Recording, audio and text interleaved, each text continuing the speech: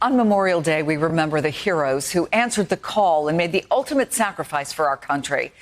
But on this day, we also remember the soldiers who made it home and are suffering, sometimes due to lack of services and support from their government.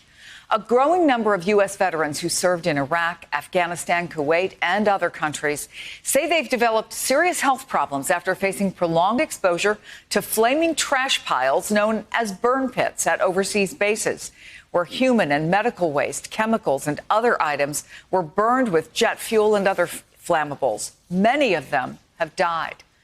In the 2020 survey of 1,700 members of the Iraq and Afghanistan Veterans of America, 86% said they were exposed to burn pits or airborne toxic chemicals.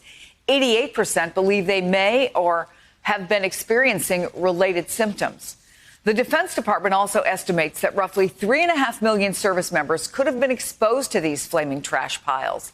Yet the Department of Veterans Affairs has denied 75% of veterans' burn pit claims because nearly 20 years after the U.S.-led invasion of Afghanistan and 30 years after Desert Storm, the U.S. still does not acknowledge a definite connection between the burn pits and veterans' ailments, limiting service members' ability to get adequate treatment. Veterans say they've encountered resistance while seeking treatment from the VA health system because the burden is on them to prove that exposure to burn pits is the cause of their health problems. But this could all change soon. Today, I am so proud to unveil our new bill. This comprehensive package covers every aspect of toxic exposures and is based on 15 bills from members on both sides of the aisle. That is House Veteran Affairs Committee Chairman Mark Takano, Democrat of California, introducing broad toxic exposures legislation, adding a list of 23 cancers and respiratory illnesses that would qualify veterans for VA disability health care benefits. Similar legislation has been introduced in the Senate by Veteran Affairs Committee Chairman Jon Tester, Democrat of Montana. Senator Tester is pushing for all veterans who served in overseas conflicts in the last 31 years to be granted presumptive benefit status for a host of illnesses, including Vietnam veterans who might have developed high blood pressure after being exposed to Agent Orange, a chemical defoliant used by the U.S. military during the Vietnam War. Joining us now, Jeremy Butler, Chief Executive Officer of the Iraq and Afghanistan Veterans of America. Thank you so much for taking the time.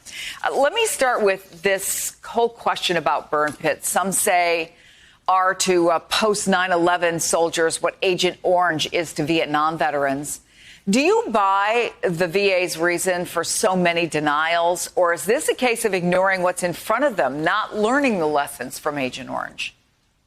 Yeah, thanks for having me, and thanks for asking that question, because it's exactly the latter. The VA has known that this is a problem. The Department of Defense has known this is a problem. This is nothing new. What it is the government not wanting to pay the full cost of war. It's not a surprise to anybody that breathing in, day out, noxious fumes, burnt plastic, body parts, batteries, ammunition, breathing these in day after day for year-long deployment, several members deploying multiple times. It's not a surprise that this is going to result in rare cancers, respiratory illnesses, all the above. But the problem is that the VA refuses to provide health care for those veterans that have come down very ill with these. And they're literally dying. We are losing service members. We've lost service members. So it is well overdue. We're really happy that both the Senate and the House are so close to passing this very comprehensive legislation. Unfortunately, I think it's going to come down to fights over money. I think there's going to be members of Congress that are going to say, if you list all 23, if not more, of these illnesses, we, the government, are going to have to pay a lot of money to take care of these veterans. But that should not be a question. It is our responsibility as a government, as a country, to take care of these sick veterans. You, in fact, wrote an op-ed with General David Petraeus and Dr. David Shulkin for NBC News titled "A Memorial Day Appeal to Congress: Help Service Members with Toxic Burn Pit Exposure." Tell us a little bit more about your specific appeal to members of Congress, to President Biden, and do you feel you're making progress? Thank you. I really do think we are making progress. And the appeal here is to include the large number of illnesses that we know are caused by exposure to these types of toxins. You mentioned the two bills right now. The real difference between the House bill and the Senate bill are the number of covered illnesses. The House bill has about 23. The Senate bill has, I think, less than 15, maybe 12 to 15.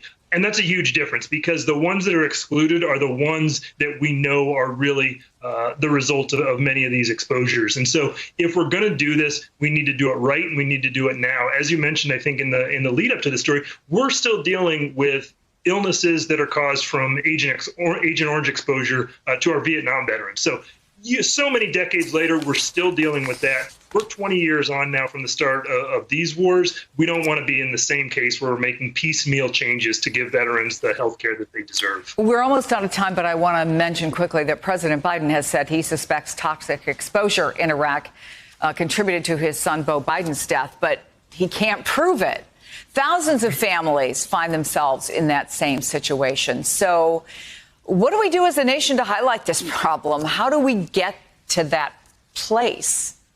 Yeah, and we're doing it right now. So thank you, Chris, for talking about this. I think what's happening is more and more stories are getting out. People are seeing the true cost of these wars. They're seeing these veterans that are literally on their deathbed because of the exposures, because of the cancers that they've come down with, because of the respiratory illnesses. The more and more we can show the individual veterans and the families that are suffering from this, I think the greater chance there is that Congress is going to pass the comprehensive legislation that we need. So I think the biggest thing that we're asking everyone to do is to talk about this. Make sure your members of Congress know that you support the legislation and share the stories of the veterans and the families that are suffering so much right now.